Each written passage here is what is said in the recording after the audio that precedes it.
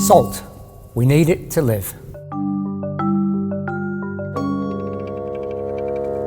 We don't store much of it, and we lose it in sweat, urine and feces.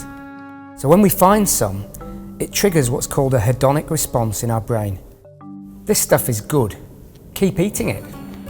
KFC is perfect to satisfy our ancient hunter-gatherer desires.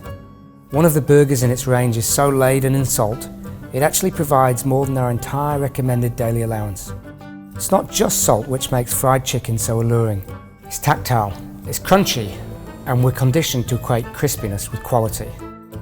Then there's the aromas, the fats and the calories. Chicken itself is a cheap, low-fat protein, and it's good for you.